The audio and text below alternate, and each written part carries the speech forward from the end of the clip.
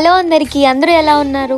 ఏంటి మీరు బనానా తినగానే బనానా తొక్కని పడేస్తున్నారా? అయితే ఇప్పటి నుంచి అస్సలు పడేయకండి. దీని వల్ల ఉన్న బెనిఫిట్స్ మీకు తెలిస్తే గనక ఇంకొకసారి అరటి తొక్కనైతే మీరు పడేయరు. ఇలా చేయడం వల్ల నెంబర్ 1 ఫేస్ గ్లోయింగ్ గా అవుతుంది. నెంబర్ 2 ఫేస్ కున్న ముడతలు రింకిల్స్ తగ్గుతాయండి. అలాగే బనానా పీల్ తో ఏం చేయొచ్చు అని చెప్పేసి నేను తెలుసుకున్నప్పుడు నాకు తెలిసింది ఏంటి అంటే పింపుల్స్ ఉన్న వాళ్ళకి కూడా చాలా యూస్ఫుల్ అవుతుందంటండి. పింపుల్స్ తగ్గడం స్టార్ట్ అయ్యి అలాగే పింపుల్స్ వల్ల మచ్చలు పడతాయి కదా చాలా మందికి, సో అవి కూడా తగ్గడం స్టార్ట్ అవుతుందంటండి. అలాగే చర్మానికి ముడతలు తగ్గించడానికి, రింకిల్స్ తగ్గించడానికి కూడా హెల్ప్ అవుతుంది. నాకు వచ్చిన బెనిఫిట్ ఏంటి అంటే స్కిన్ గ్లోగా కనిపించి అలాగే స్మూత్ గా కనిపిస్తుంది. నేను వచ్చేసి వారానికి 3 to 4 టైమ్స్ అయితే అప్లై చేస్తాను. అప్పుడు మనకి రిజల్ట్ అనేది మంచిగా కనిపిస్తుంది అనమాట.